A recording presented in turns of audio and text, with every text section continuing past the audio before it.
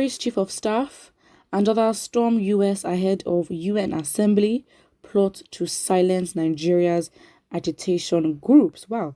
President Muhammadu Buhari's chief of staff, Professor Ibrahim Gambari, among others or other officials, are traveling to the United States on Thursday ahead of the United Nations General Assembly billed to hold by September 14th.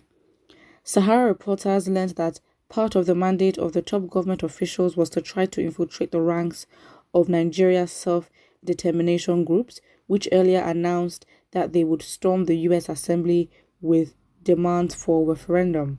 A top source disclosed to Sahara reporters that while Buhari would be attending the UN Assembly, the entourage led by Gambari, who is a diplomat and former top UN official, was sent ahead to weaken the strengths of agitation groups before the president's arrival.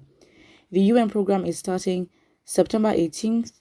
The chief of staff is leaving for USA tomorrow, with some people working with him, including his personal assistant Lukman Bosun Emiola.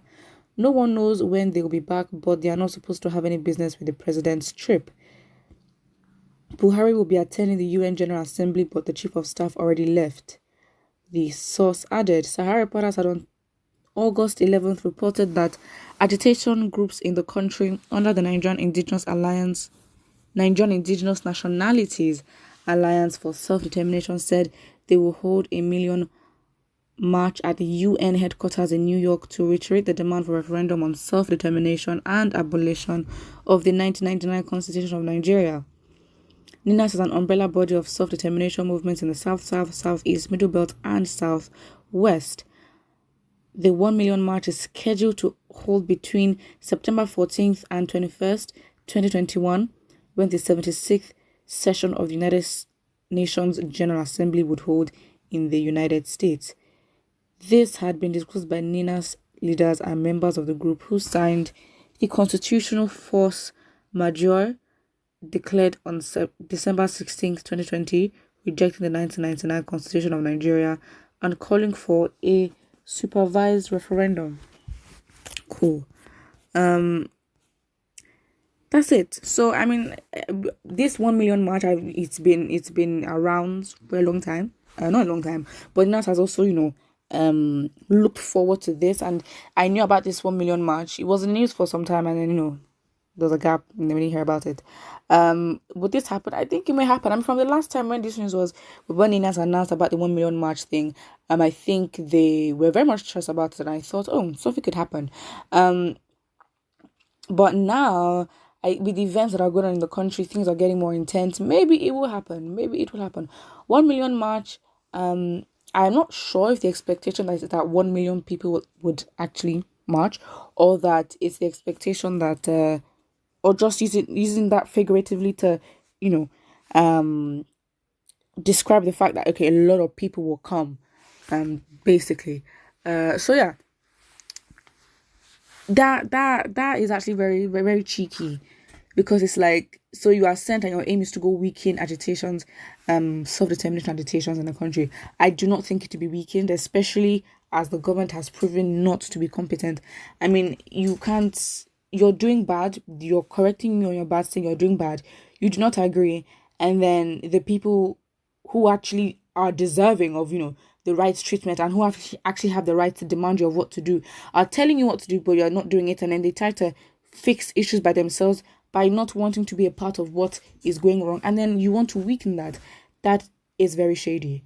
And it's like, why would you be offended, especially when you know by yourself that you didn't do the right thing? Confusing, huh? Very confusing. Someone says they will fail, our self-determination will prevail. Local man, you think US is Nigeria?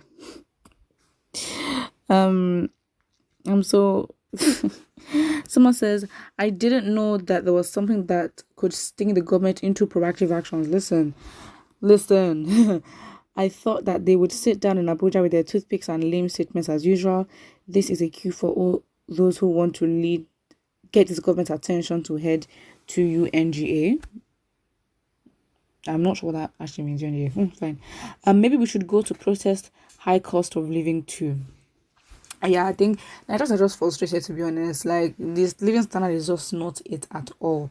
Um, but yeah, we're gonna see about this. We're gonna see about this. It's very much shady, very very shady. You have insecurity issues, but then your priority is that people want to leave, and they actually are justified for doing so.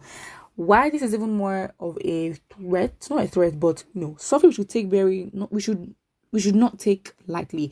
Is that was it the UN General? The UN General, I think, for Africa, but a UN General along the titles are along those lines. I'm not sure if I'm saying it right, but they said that that this she yeah, it was a she was basically she said things along the lines of, Nigerians should not protest, they should try to fix their country, just saying those things that don't make sense, and basically saying that the world is not ready to accommodate, like if Nigeria should go into a war because of all this agitation and all this that's going on, and that the world is not ready to accommodate over 200 million refugees. Absolutely not. So on their part, they themselves, they do not want a war. So they'll try and squash it in a way that they can. But they also have to understand that you cannot hold people against their will. If they want to go, let them go. It's really not that. It's not that bad. And we are, and I don't even think we can ever have like a peaceful, if the country was separate, I don't think it could ever be peaceful. I think that it's fine. And if it's like a divorce, it's really like a divorce. So if Nigeria should separate, I think if we did, it's going to be such malice, like such.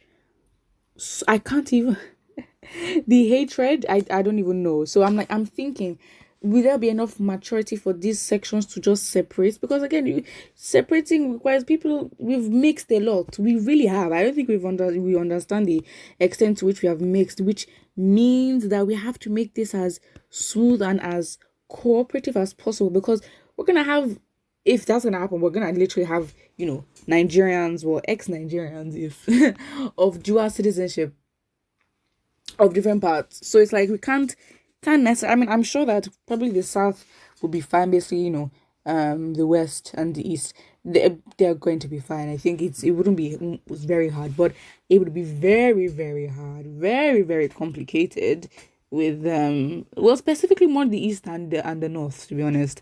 But yeah, we'll see how it goes.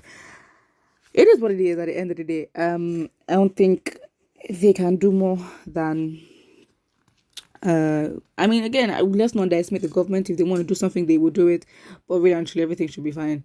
If the protest is going to happen, well, let's see how it's going to happen. I think it's not easy. Nigerians have been traumatized with protesting, and so protesting is not something you want to go and do easy.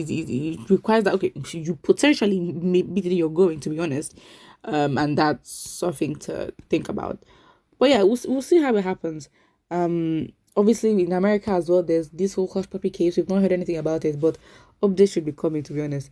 Put what you think about it, and don't forget to like and subscribe.